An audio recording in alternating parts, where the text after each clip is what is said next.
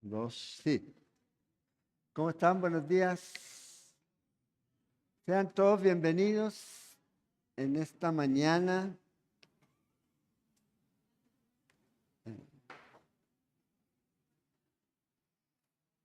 Y vamos a tener el tiempo de comunión en esta mañana. Vamos a compartir la comunión, la Santa Cena. Y también vamos a tener nuestro tiempo en la palabra. Y lo vamos a hacer antes que llueva. ¿Ya? Está negro, pues. Así que sean todos bienvenidos acá al Varicela. Es una bendición el poder tenerlos por acá este domingo, después de la semana pasada de conferencias, que fue de bendición, y también el tiempo del domingo pasado con el estudio del pastor Bretín.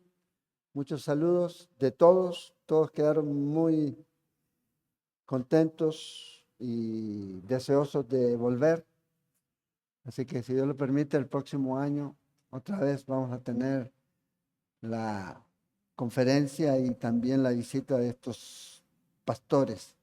Entonces, si tiene su Biblia, vamos a abrir en el capítulo 12 de Mateo. Vamos a continuar con nuestro estudio.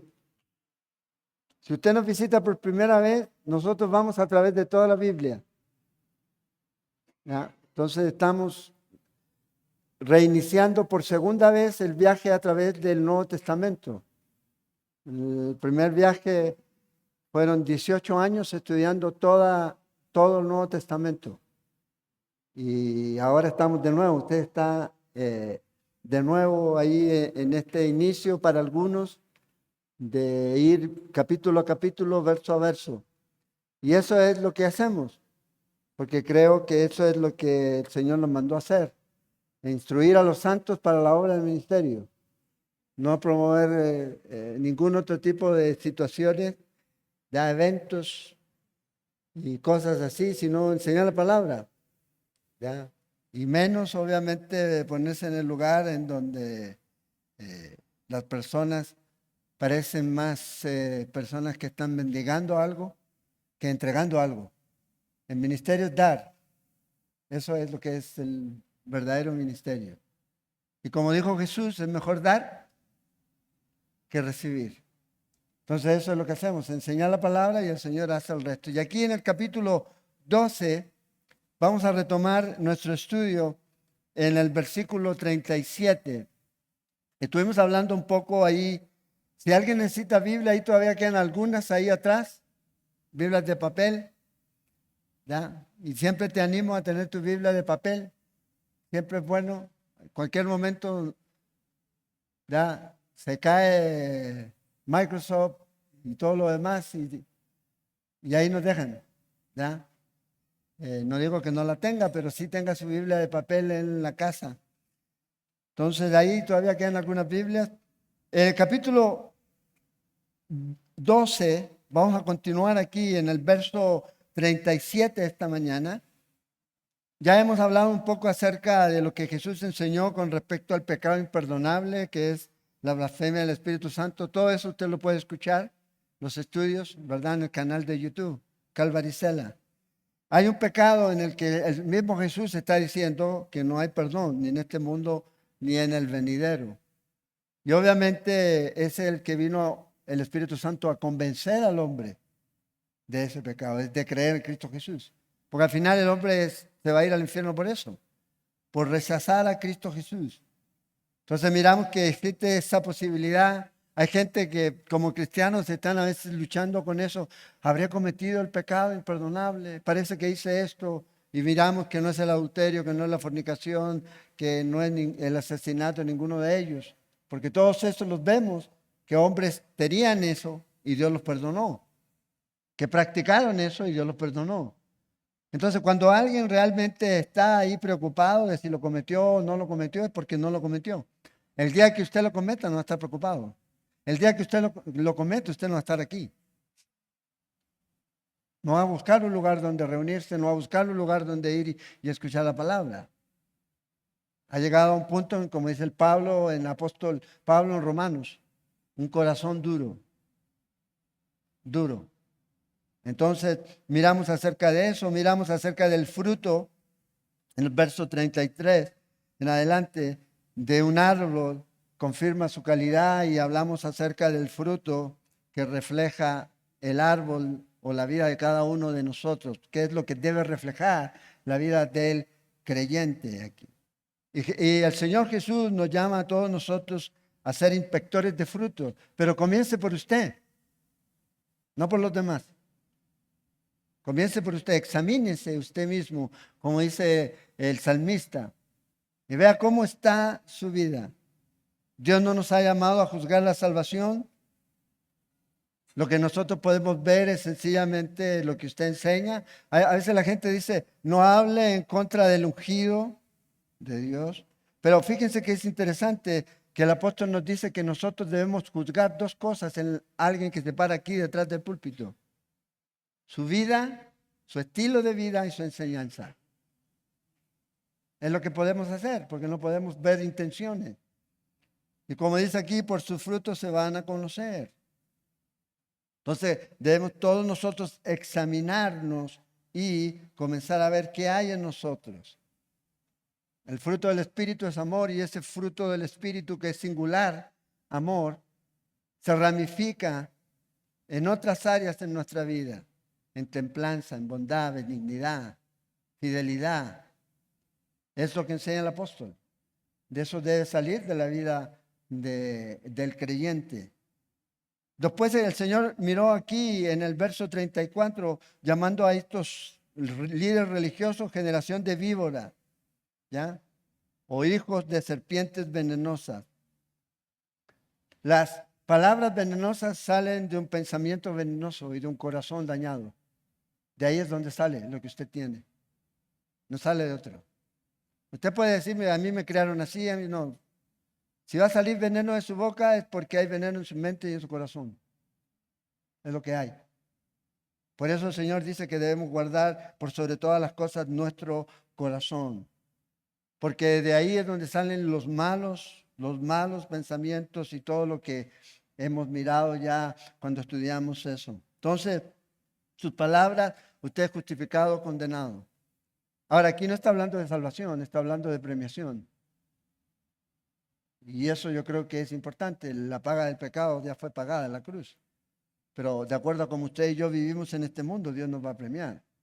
El bema de Cristo, dice el apóstol Pablo en Romanos, tanto como en Corintios. Vamos a pasar delante de eso, y todo lo que usted y yo hayamos hecho en esta carne, en este cuerpo, en esta vida, va a ser sometido a prueba. Lo que hicimos por Cristo es lo que queda. Y para Cristo, y para la gloria de Él. Todo lo que yo hice para mí, para construir mi reino, para construir mi nombre, para edificar mi nombre, para que gente me conociera a mí, eso va a quemar.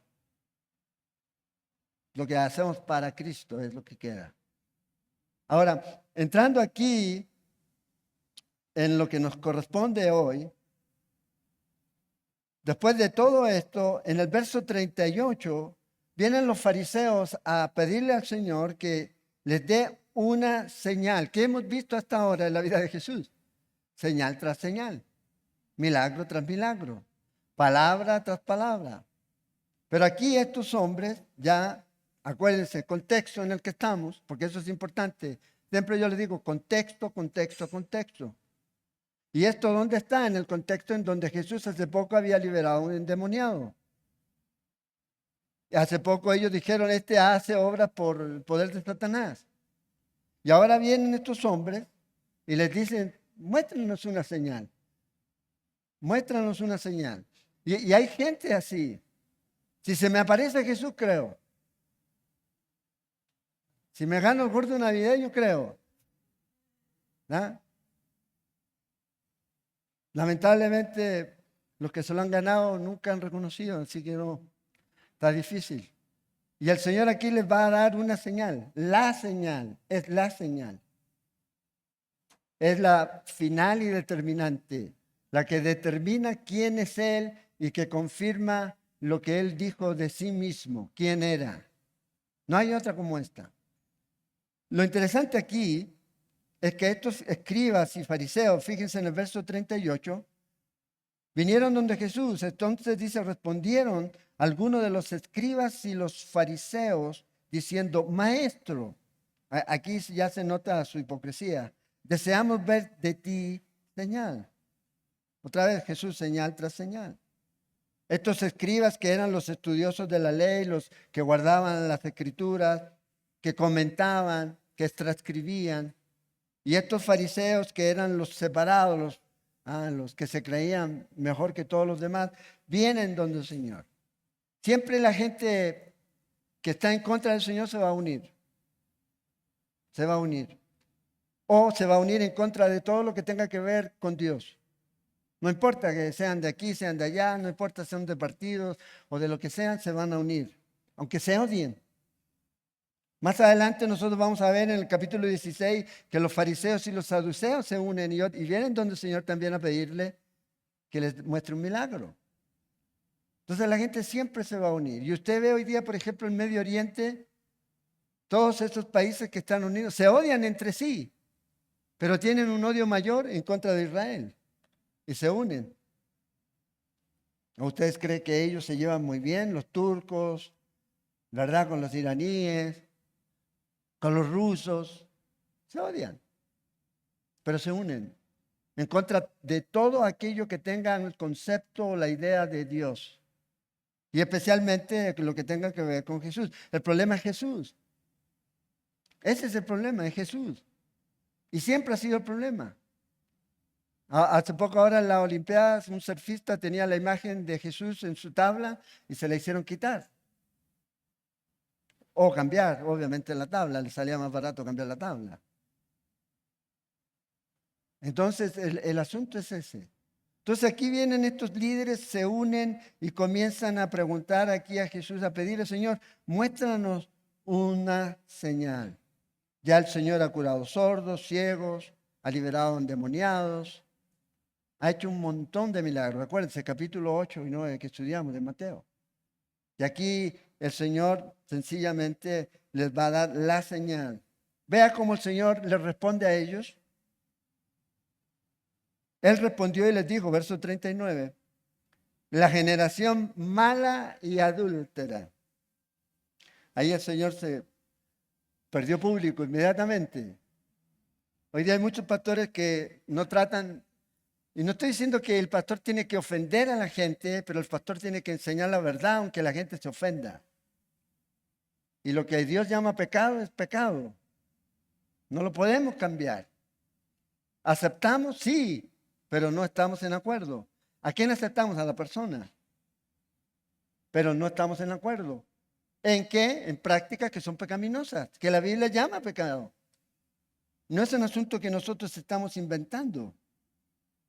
Entonces aquí el Señor les dice, generación mala y adúltera demanda señal, pero señal no le será dada, dice, sino la señal del profeta Jonás. Entonces a estos líderes religiosos Jesús le dice, ustedes que son adúlteros, infidelidad espiritual, de eso es lo que se está tratando aquí. Esta generación mala y adúltera. Se les va a negar la señal, pero les voy a dar la señal. ¿Cuál es la señal? Versículo 40, es la señal de su muerte, su sepultura y su resurrección. Es la señal. Y fíjese lo que dice aquí, porque como estuvo Jonás en el vientre del gran pez. Si usted tiene Biblia, marque eso. Ahora, esto no lo está diciendo ningún hombre. Esto lo está diciendo Jesús, Dios hecho hombre. Y está dándole autenticidad a algo y a alguien, a un evento que para muchos dicen, no, eso es mitología, eso no pudo haber ocurrido. Reconociendo a un personaje llamado Jonás. Jonás. Entonces, si usted cree en el mismo Jesús que yo creo, usted va a creer entonces que Jonás es un hombre literal que existió en un tiempo y que fue tragado por un gran pez. Si usted no cree eso, entonces usted no cree en el Jesús que yo creo. Porque Jesús sí creía en este hombre. Y es lo que él estaba diciendo aquí. Entonces, fíjense, fue tragado por este gran monstruo marino, que es la palabra que se usa, el gran pez. ¿Ya? Algunos hablan de ballena, pero no necesariamente. Dice, 3 días y 3 noches. 3 días y 3 noches. Para un judío, cualquier parte del día es considerada un día. Entonces no necesariamente está hablando de 72 horas. Así estará el Hijo del Hombre, un título mesiánico, en el corazón de la tierra. Obviamente aquí representando este lugar, el Seol o el Hades, perdón, en el que nosotros, ¿se acuerda cuando estudiamos Lucas, el Evangelio de Lucas en el capítulo 16? Ahí usted puede buscar ese estudio, verso 19 al 31. Ahí hablamos en extenso acerca de ese lugar y los lugares que menciona las Escrituras. El Hades, el Seol, el Tártaro, el abismo o el infierno. Bueno, aquí el Señor está diciendo, ahí es donde yo voy a estar. Perdón. Ahí es donde yo voy a estar 3 días y 3 noches. Y aquí está la señal de la resurrección. De ahí es donde salió el Señor. Ahora fíjense lo que dice en el verso 41. Los hombres de Nínive se levantarán en el juicio contra esta generación, gentiles o paganos. Vea Jesús el ejemplo que está usando. O Mateo aquí, poniendo aquí lo que Jesús dijo. A estos de Nínive, a estos asirios, paganos. Dice, y la condenarán porque ellos se arrepintieron a la predicación de Jonás. Una predicación de un profeta judío, que es una predicación totalmente diferente a la predicación que está mostrando Jesús. Vamos a ver eso en un momento. He aquí más que Jonás en este lugar. O sea, mayor que un profeta como este ha venido. Gracias. Ha venido.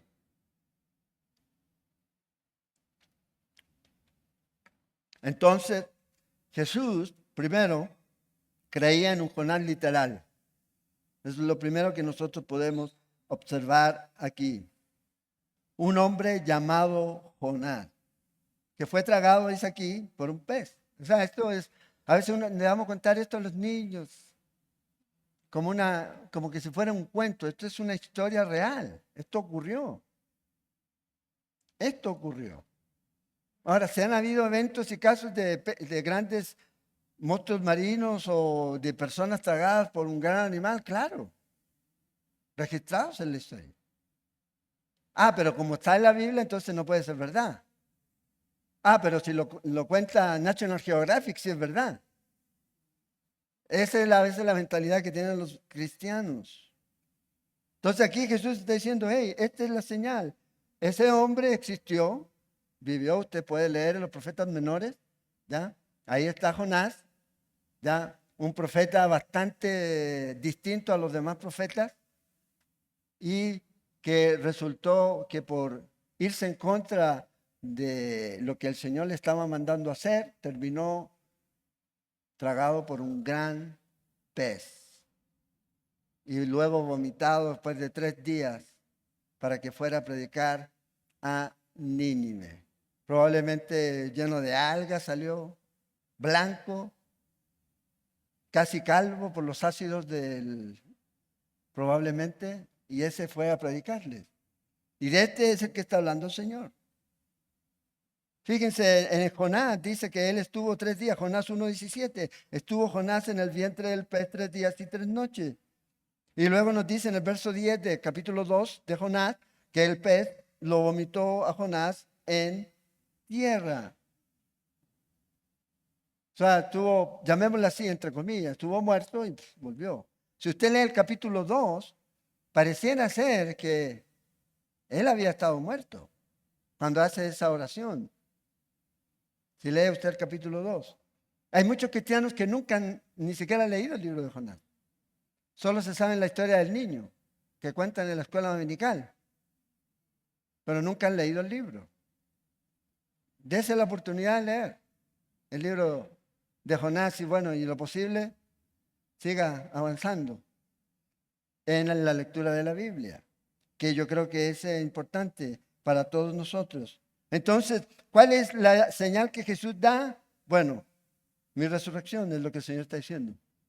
Voy a estar entre los muertos y de ahí voy a salir, me voy a levantar. Y eso es lo que da fe de quién es Él. Esa es la confianza que tenemos. No hay ningún líder que pueda decir, voy a ir y morir y al tercer día voy a resucitar. Cuando eso el Señor lo dice a los discípulos, provocaba un shock en ellos.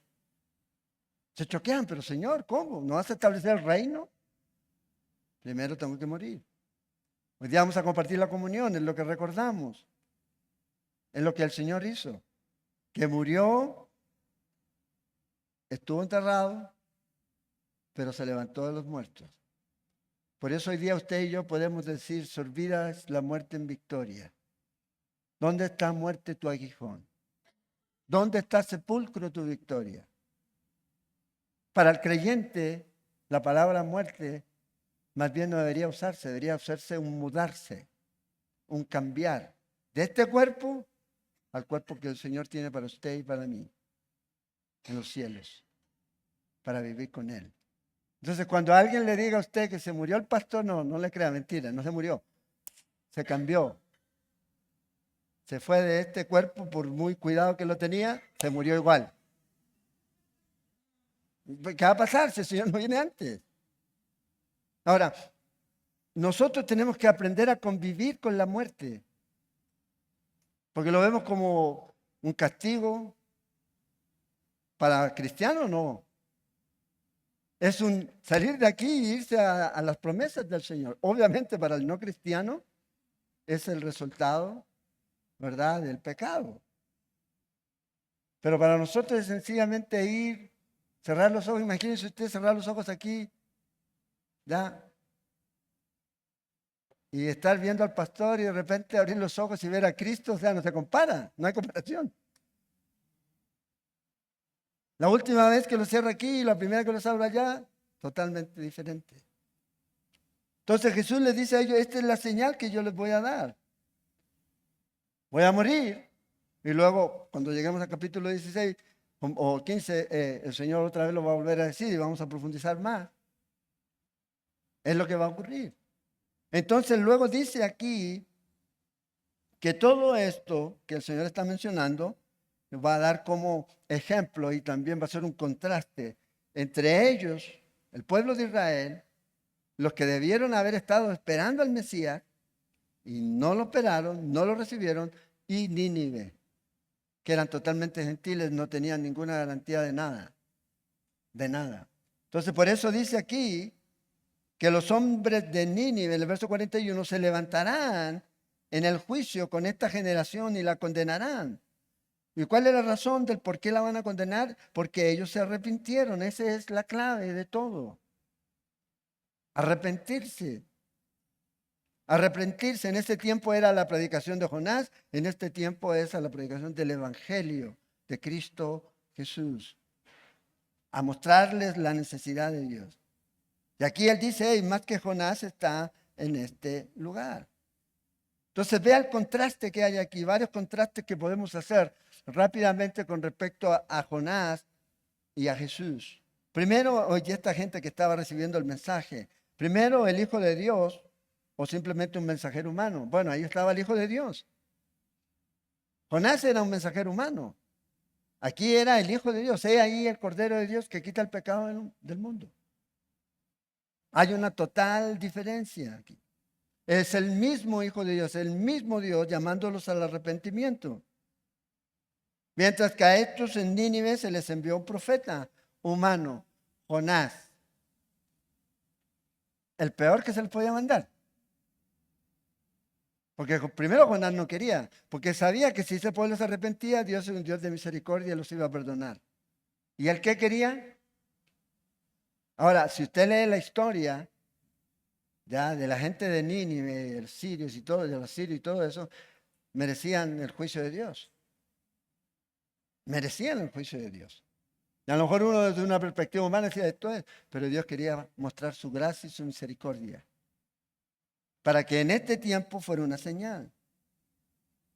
El Salvador sin pecados es el que está ahí delante de ellos.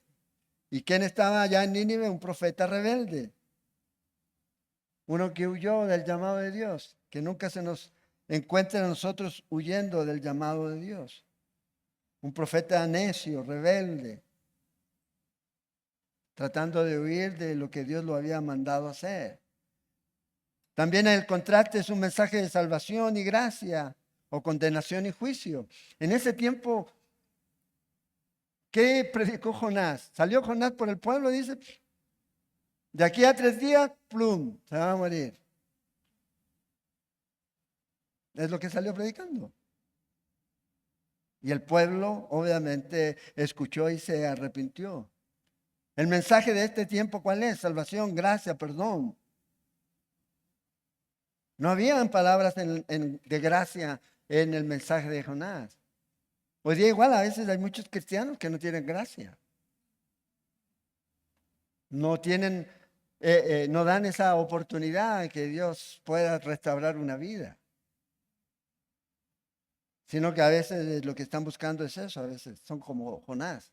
Juicio, Señor, que sufra, para que sepa con lo que se siente sufrir. Bueno, recuerde, todos al final lo que merecíamos era el mismo pago, lo mismo, la muerte, condenación eterna. Pero Dios en su gracia nos perdonó. Y de la manera en que hemos sido perdonados, debemos perdonar también.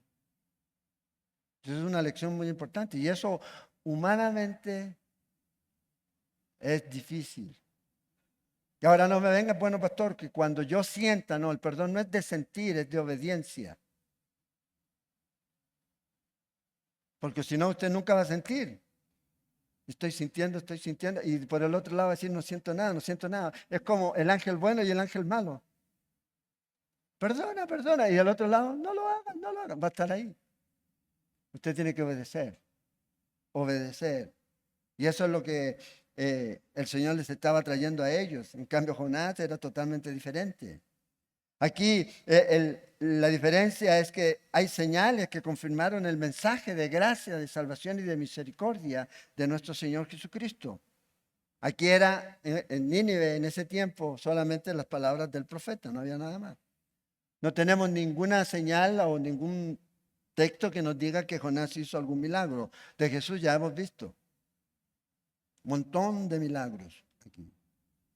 Estas personas que estaban escuchando a Jesús tenían una ventaja espiritual diferente a los de Nínive. Los de Nínive no la tenían.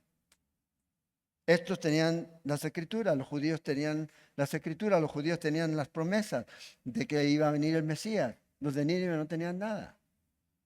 Y aún así se arrepintieron aquí.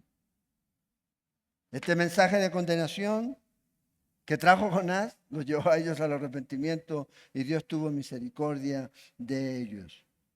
Por eso aquí el Señor dice, esta generación va a ser condenada por estos hombres de Nínive. Pero luego nos da otro ejemplo aquí, también gentil. Fíjense en el verso 42. La reina de Saba, ¿ya? Saba es lo que hoy día es Yemen, ¿ya?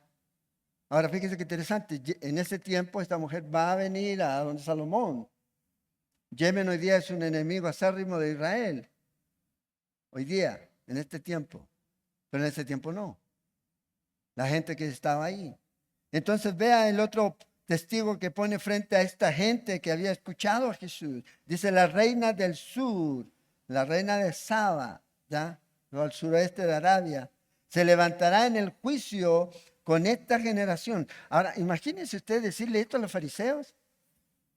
Estos que son gentiles son más justos que ustedes. Yo creo que estaban ahí como... Es lo que el Señor está diciendo a ellos aquí.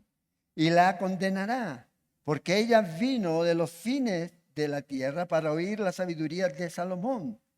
Y luego aquí el Señor dice, aquí más que Salomón en este lugar. Y qué interesante aquí en este contraste. A ellos les llegó la verdad. Esta mujer fue a buscar la verdad. Aquí vino la verdad y estaba ahí. Yo soy la verdad, dijo Jesús. Y esta mujer salió a encontrarla. Acuérdense, Jesús vino a los suyos no lo recibieron. Y esta mujer nos muestra aquí que sale y hace un trayecto de más de 2000 kilómetros en ese tiempo para llegar a escuchar la sabiduría de Salomón. Y Jesús dice, hey, aquí hay alguien más sabio que Salomón. Hay alguien que es la verdad encarnada. Y ese es el que está aquí, este rey más sabio. Aquí, fíjense, esta mujer dio, a ellos están recibiendo. Dar o recibir. La reina de Saba nos dice el relato ahí en Reyes que ella dio todo, trajo muchos regalos para Salomón. En cambio, la gente de la época de Jesús, ¿qué le dio? Nada, más bien lo mataron. Es lo que ellos hicieron aquí. Y otra vez, ventajas y desventajas espirituales. Aquellos que no habían recibido nunca, no habían escuchado nunca de las promesas que Dios le había dado al pueblo de Israel, de un Mesías, vinieron a recibir la bendición de Dios. Estos que tenían al Mesías al frente no lo aceptaron. Por eso al que más se le da, más se le demanda. Por eso dice, hey, no, si usted desea ser obispo, buena obra desea. Pero luego Santiago dice, hey, no se hagan muchos maestros porque ustedes van a tener que dar cuenta. Y su juicio va a ser más severo, mayor responsabilidad. Mayor responsabilidad. La invitación es del Señor. Esta mujer tuvo una iniciativa propia. Ella fue y dijo, voy a ir, ya he escuchado de Salomón, quiero ver. Y quiero escucharlo yo en vivo y en directo. En ese tiempo no habían podcast ni nada de eso, ¿verdad? Hoy día nadie se mueve a ninguna parte, todos lo escuchan. ¿Para qué voy a ir a la iglesia si lo puedo ver? Esta mujer, mire, se incomodó 2.211 kilómetros. Viajó para escuchar a Salomón. Es lo que hizo. Nosotros a veces, no, es que es muy lejos. ¿Para qué voy a ir? Y tenemos carro. No, se dañó el carro y dice la gente, no, ya no puedo ir porque no tengo carro. Y antes, ¿cómo hacía cuando no tenía carro? No salía nunca de la casa. No iba a comprar, no hay buses, no hay taxis, no hay Uber. No hay otros hermanos que la puedan llevar o llevarte. Nos volvemos cómodos, ¿verdad? Nos volvemos cómodos. Y a veces la iglesia se transforma como eso. Quiere darte todas las comodidades para que tú te sientas bien, pero a veces van a haber tiempos de incomodidad. Tiempos de incomodidad. Bueno, esta mujer no le importó eso y partió. En cambio, estos tenían a Jesús ahí mismo y no lo escucharon. Y aquí está la prueba objetiva de quién era. Ella simplemente escuchó testimonio. Estos estaban viendo a Jesús por completo. Entonces, señal es la señal, muerte y resurrección. Hoy día nosotros vamos a celebrar la comunión. Esa es la señal. Si Jesús no resucitó, dice Pablo en Corintios, vana es nuestra fe.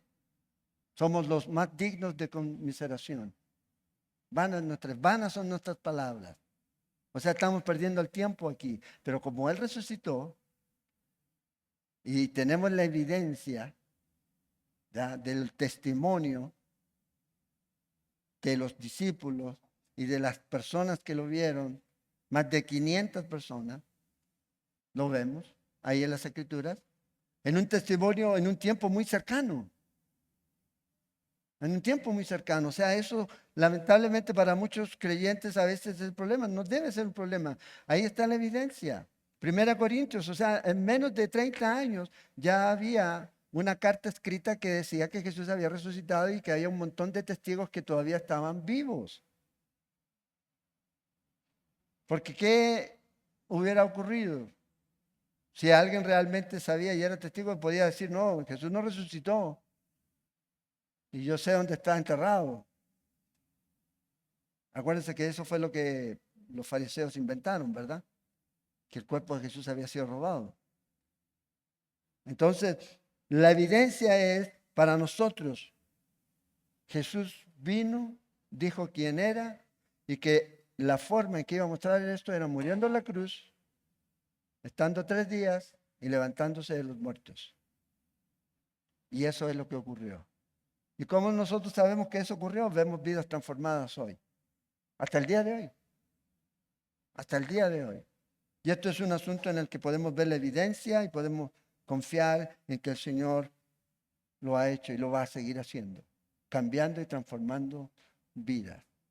Ahora fíjense aquí, en el verso 43 nos metemos a un una porción muy interesante.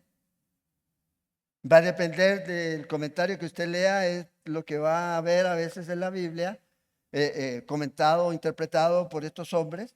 Pero vamos a mirar a ver qué es lo que el Señor está tratando de decir. Yo te voy a dar dos opciones y usted debe decidir con respecto a este pasaje en particular. Ahora fíjense, cuando el espíritu inmundo, el verso 43, pareciera ser que estamos como volviendo otra vez cuando el Señor libera al endemoniado. Otra vez el Señor vuelve aquí a la parte que es espíritus inmundos, la parte espiritual, una realidad de lo espiritual, pero una realidad también de Satanás y lo que esto conlleva. Porque hay muchos creyentes que no creen que Satanás es mitología, que más bien es como el yin y el yang, es la fuerza del bien y del mal, pero hay un ser, y vamos a ver esto, que Jesús lo tiene claro. Por eso, si usted dice creer en Jesús, tiene que creer lo que Jesús creía, creerle a Él. Si no le creemos a Él, entonces tenemos problemas. Cuando el espíritu inmundo sale del hombre, anda por lugares secos buscando reposo y no lo halla, dice. Entonces dice, volveré a mi casa de donde salí, y cuando llega la halla desocupada, barrida y adornada, o sea, una casa limpia. Entonces va y toma consigo otros 7 espíritus peores que él, y entrado, dice, moran allí. Y el postrer estado de aquel hombre viene a ser peor que el primero. Así también acontecerá, y yo creo que esta es una palabra clave aquí, a esta mala generación. Si tienes Biblia, puedes subrayar y vamos a ver eso ahora, aquí. Entonces, fíjense aquí, el Señor pareciera volver a lo que estuvimos hablando cuando comenzamos esta sección del el capítulo 12, y en donde está hablando de esta posesión, ¿ya? Donde un hombre va a ser liberado de la esclavitud de Satanás y va a ser puesto en libertad. Entonces aquí estamos en este punto. Ahora la pregunta es, bueno, ¿usted cree en el diablo? ¿Cree en Satanás? ¿O qué piensa? Bueno, ¿qué es lo que pensaba Jesús? Porque eso es lo importante, más que lo que yo pienso, ¿verdad? Pues yo puedo pensar muchas cosas, pero ¿qué es lo que decía nuestro Señor Jesucristo? Bueno, en Lucas 10:18, Él habla del diablo como algo real. Fíjense, dice, y les dijo, yo veía a Satanás caer del cielo como un rayo. Esta es la visión que Jesús tiene aquí. Algo real, pero no solo real, sino que también Jesús lo ve como algo personal. En el capítulo 22 de Lucas, verso 31, también dice esto el Señor. Y vea qué interesante. Dijo también el Señor, Simón, Simón, he aquí Satanás os ha pedido para zarandearos. Dando algo personal. Fue a pedir permiso, este ser, Satanás, este ser creado, ya no es igual a Dios, es un ser creado, pero que es real, que es espiritual. Y fue a pedir permiso, obviamente, para zarandear a Pedro. Y el Señor dice, hey, yo he rogado por ti para que tu fe no falte, más bien te mantengas. Entonces, Jesús habla de este ser como algo real, pero también como algo personal. Entonces, pareciera hablar del diablo como un ser literal. Ahora, si usted lee el capítulo 4 de Mateo, cuando estudiamos ahí, ¿se acuerdan? La tentación de Jesús. ¿Quién vino a tentar a Jesús? Entonces, podemos nosotros ver por las Escrituras que sí existe. Pero ¿dónde está el asunto aquí? Y aquí es donde a veces podemos nosotros cometer el error de desbalancear la enseñanza. Cuando enfatizamos algo demasiado y no buscamos el balance. Entonces, ¿dónde está el asunto aquí? 2 errores con respecto al diablo. Uno, mucha gente niega la existencia de este ser. Por ende, si es creyente y usted no niega, no, esto no es, va a negar también y se va a descuidar de esa batalla espiritual en la que usted está. Acuérdense, Efesios 6, ¿qué nos dice? Que nuestra lucha no es contra carne ni sangre, es contra los poderes, los huestes celestes. Entonces a veces los creyentes se olvidan de esta realidad. ¿Y quién está más interesado en que lo olvide? O en que no lo haga ver como algo real. Satanás mismo. Él mismo te está diciendo, no existo, no existo. Eso era la Edad Media, cuando lo pintaban de rojo y con cachos y con el tridente y cola, ¿se acuerdan? Y algunos se quedan ahí y eso es un error, hay que tener cuidado. Alguien dijo esto, el diablo nunca está demasiado ocupado para mecer la cuna de un santo dormido.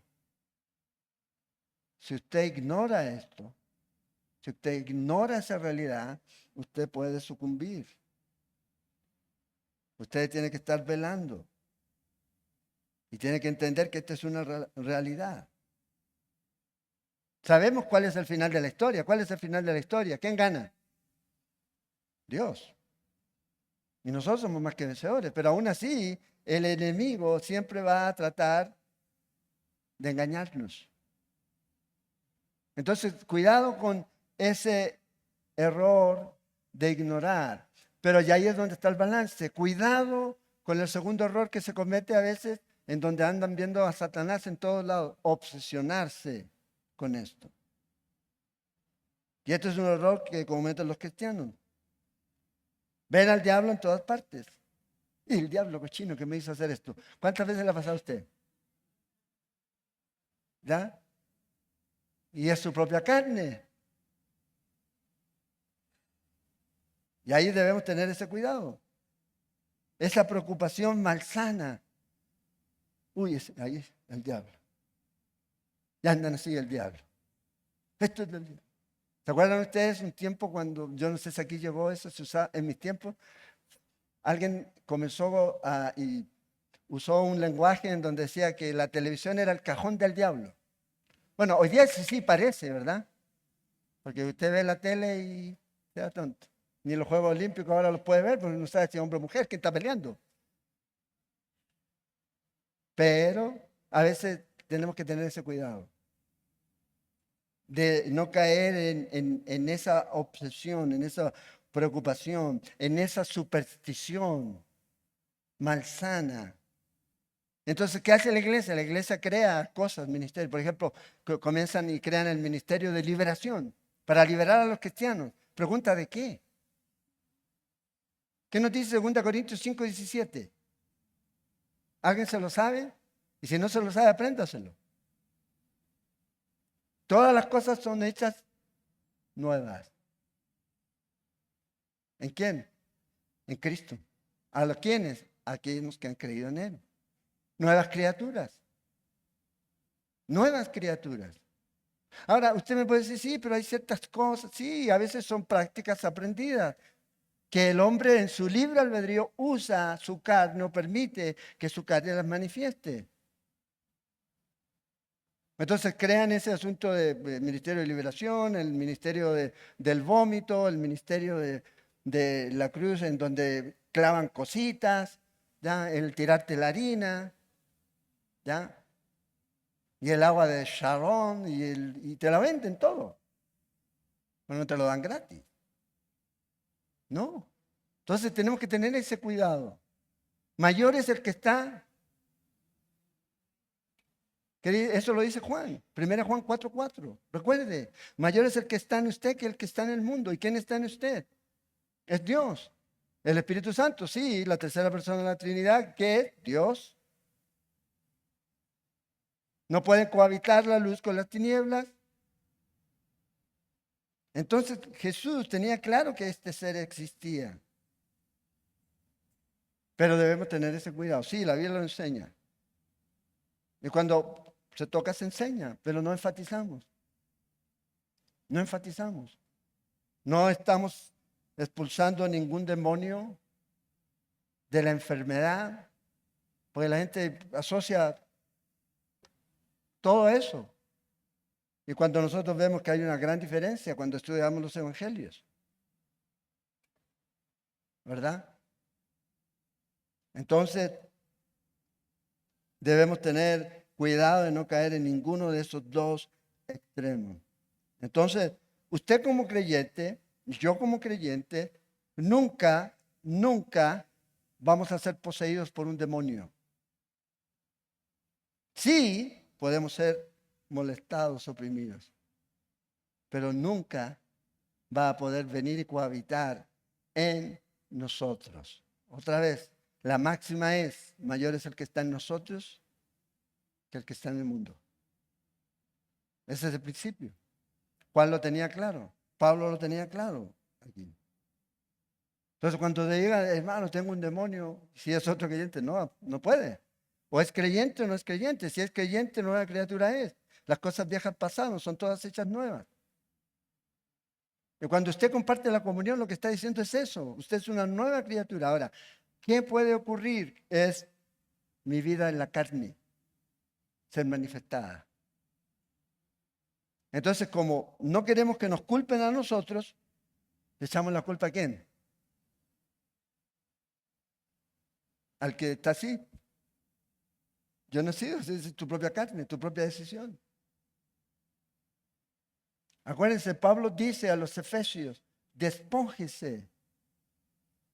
¿De qué? Bueno, de todas las cosas que tienen que ver con la carne. No dice quédese ahí y deje que Dios lo despoje. No, Dios ya ha hecho ya. Y ahora usted debe ir despojándose.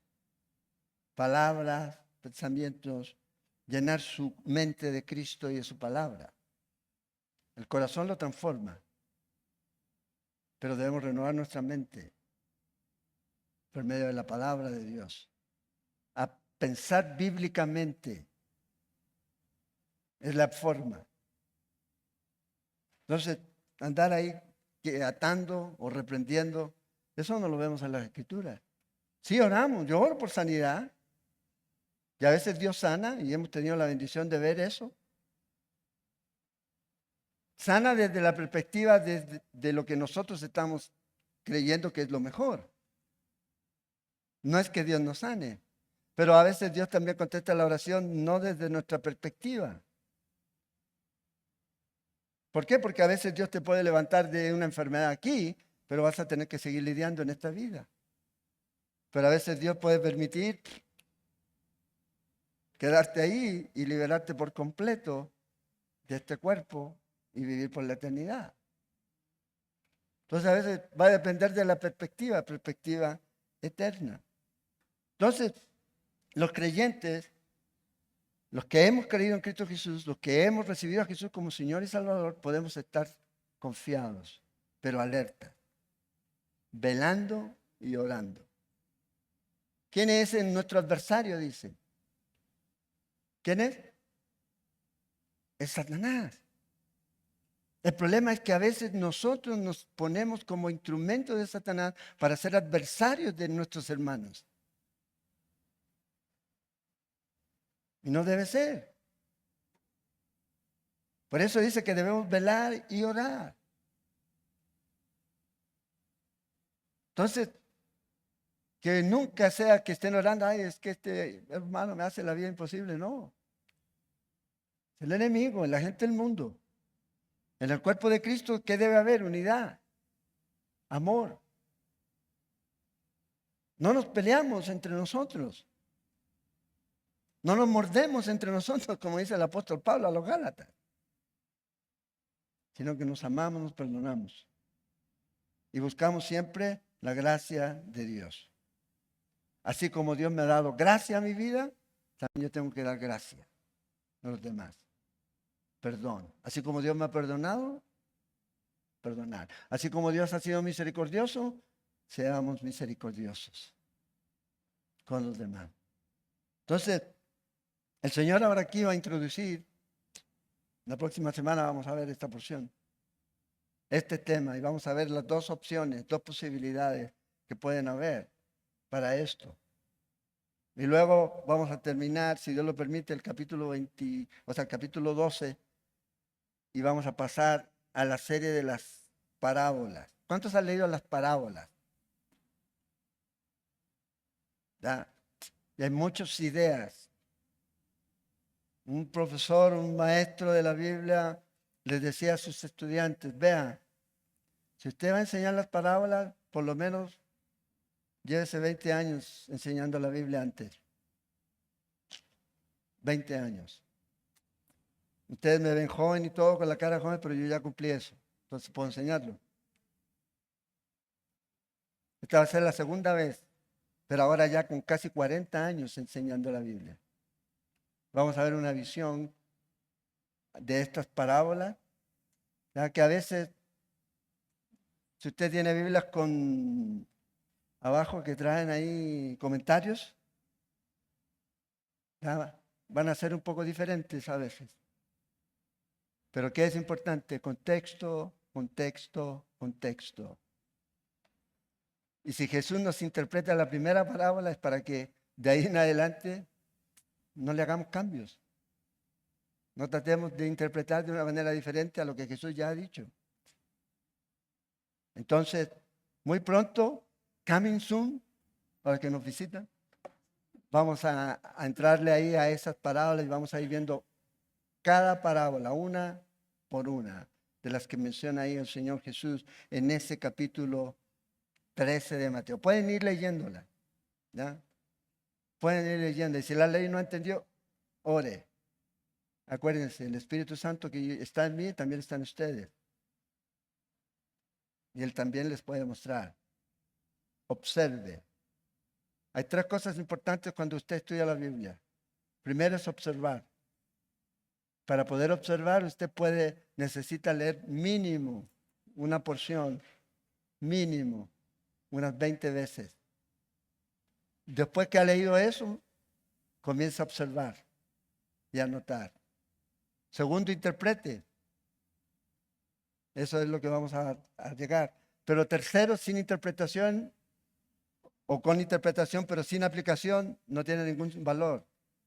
Aplicar. Método inductivo. Nosotros lo enseñamos aquí. ¿Ya? Pronto vamos a dar otro taller para aquellos que quieran aprender ese método inductivo, ¿ya? Donde la información no la sacamos de los comentarios, la sacamos de la palabra de Dios. Primer lugar en donde buscamos es aquí, porque la Biblia se interpreta a sí misma. Los comentarios también, pero no son inspirados.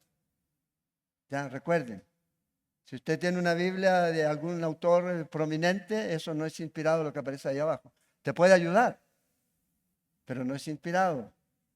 Ya, no está sin error.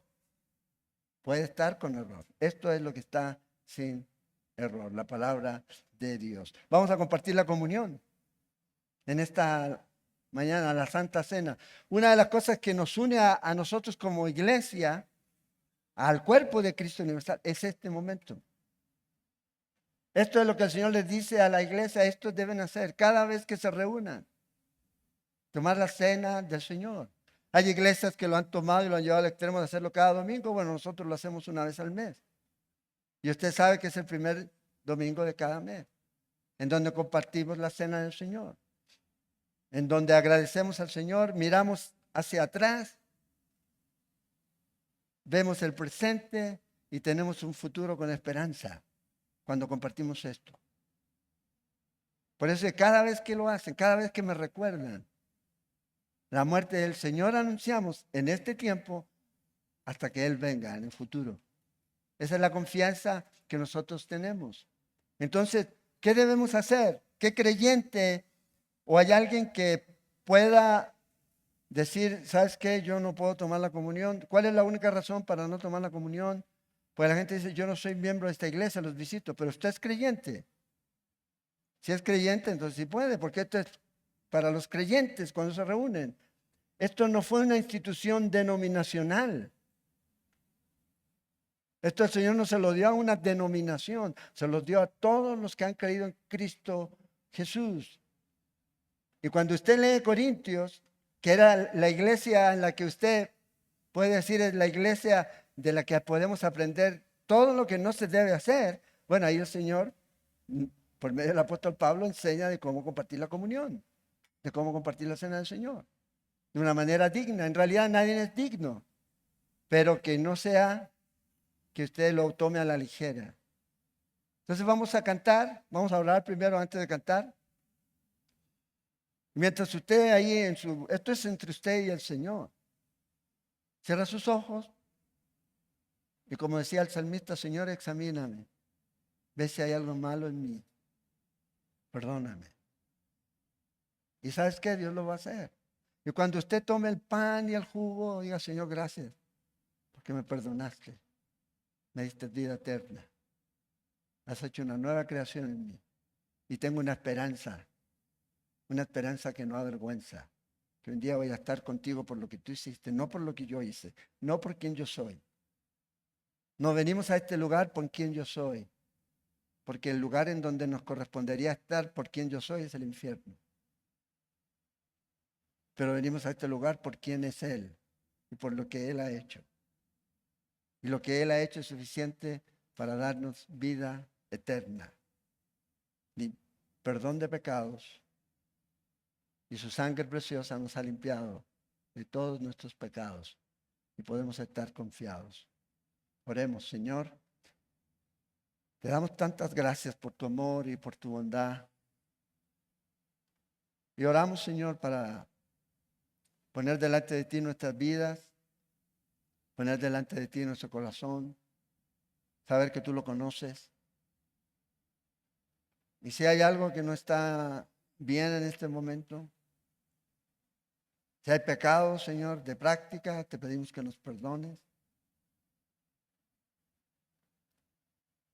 Que en ningún momento, Señor, el enemigo nos engañe y nos haga alejarnos de la mesa que tú estableciste, Señor, por no arrepentirnos, sino que realmente podamos venir a ti en esta mañana arrepentidos, sabiendo de que tu obra es suficiente. Fallamos, sí, pero buscamos de ti tu gracia. Y tú nos restauras, tú nos perdonas, tú nos limpias. Y nos ayudas a seguir viviendo vidas, Señor, que puedan dar testimonio de ti en este mundo. Queremos compartir esta mañana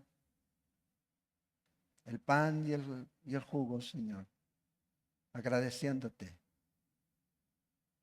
por lo que tú hiciste por nosotros. Y que ahora, Señor, podemos, con un corazón agradecido, quebrantado por tu amor, tomarlo y decirte gracias, Señor. Gracias. Te adoramos, te exaltamos, porque solo tú lo mereces, Señor. Oramos, Señor, en el nombre de Jesús. Amén.